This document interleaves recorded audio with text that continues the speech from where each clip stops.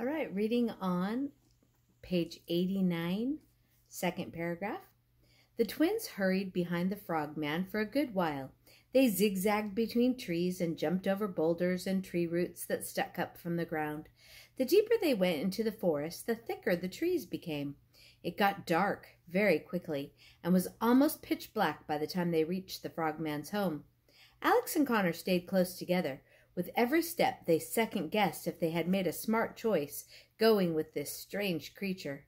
"This way," he said. The frogman brushed aside some dead vines growing over a large wooden door that was camouflaged into the side of a small hill. He pulled the door open and led the hesitant twins underground. He looked back into the forest, making sure they hadn't been followed, before shutting the door behind them. It was very dark underground. Alex and Connor were so close together they could have been mistaken for Siamese twins. "Forgive the mess. I wasn't expecting company," the frogman apologized and lit a lamp with a match. Alex and Connor didn't know what to expect of the frogman's home, but what they were seeing definitely wasn't it.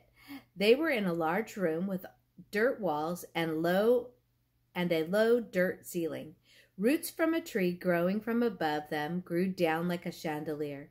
A cluster of big cushy chairs and sofas, many of the cushions had the stuffing sticking out of them, sat in the center of the room and were angled to face a small fireplace.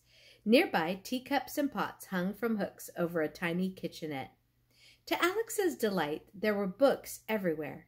Shelves of books lined the dirt walls. Piles of books were stacked on every available surface and on the ground, and it was as if the room were infested with literature. I like that saying. The room was infested with literature. They often use that word infested when you're talking about bugs or ants or something like that. I like it. Anyway, "Connor," Alex whispered to him, "look around at this place. It's like we're having our own Lucy and Mr. Tumnus moment." Do you guys know where that was from? It's from Narnia. Connor looked around and saw what she meant. "If he offers us Turkish delight, I don't care what you say. We're getting out of here," he whispered back. "It's a little dirty, but it's cozy," the frogman said.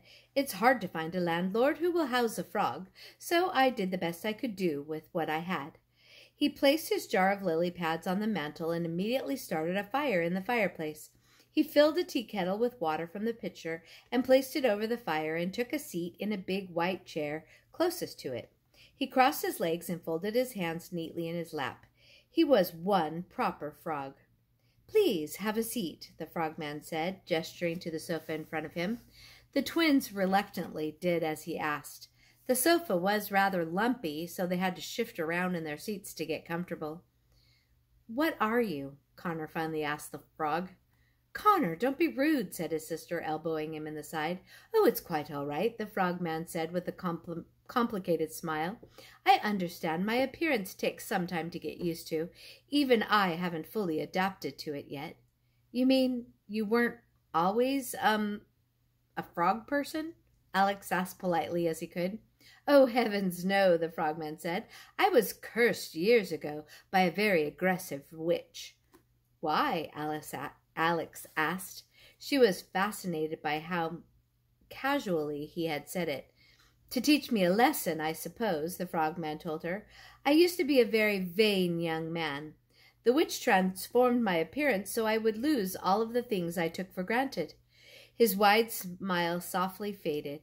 It had obviously been a very long and painful experience for him, and he still had a sad sense of loss and longing about him. The twins had never seen a frog look so sad. "I can't even imagine what that must have been like," said Alex, beaming with sympathy. "Can we call you Froggy?" Connor asked with a small smirk. "Connor," Alex reprimanded. "It's all right," the frogman nodded, and his smile returned. "I've learned that the more people embrace their disadvantages, the less disadvantaged they become. Please call me Froggy. I'd prefer it." Connor shrugged and smiled. "May I get you some lily pad tea?" Froggy asked the twins. Both the twins nodded. They didn't want to be rude. Froggy retrieved the tea kettle from the fire and hopped literally to the kitchenette. Hopped. Literally. He really hopped. To the kitchenette and poured water into 3 teacups. He opened the jar on the mantel and dropped a lily pad into each teacup and stirred. "Do either of you take flies with your tea?" he asked, reaching for another jar on the mantel. This one was filled with dead flies. "No thanks," Connor said, trying to quit. "Suit yourself," Froggy said, and dropped a few flies into his tea. He handed them each a teacup and reseated himself across from them. They stared down at it for a few moments before deciding they'd at least pretend to drink it. "What are your names?" Froggy asked the twins. "I'm Alex, and this is my brother Connor." A large and happy smile came to Froggy's face.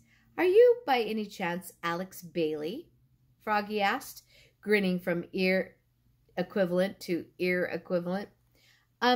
Yes," Alex was shocked. How did this amphibian know who she was?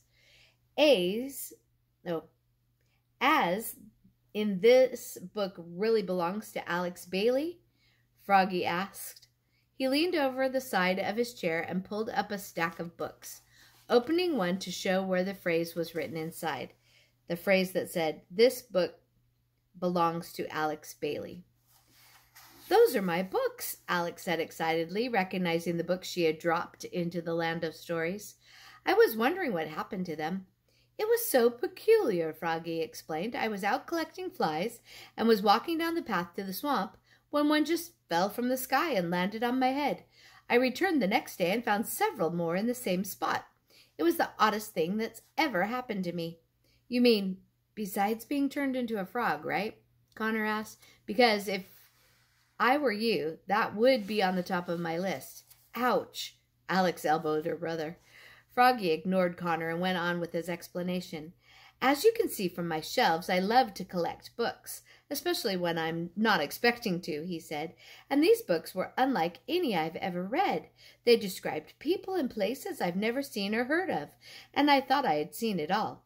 The authors wrote about such interesting places. Could you imagine a world without witches or trolls or giants? What imaginations!" Froggy chuckled at the thought of this. The twins laughed along with the best fake laughs they could muster. "Please keep them. I have duplicate copies at home," Alex told him. Froggy was delighted to hear this. Connor cleared his throat. "Speaking of home, I don't mean to interrupt this little book club, but we're very lost and would like to know where we are." Froggy's glossy eyes went back and forth between the twins, watching them closely. "Oh, children, you wouldn't be here if you knew where you were," Froggy said. "You are in the dwarf forests."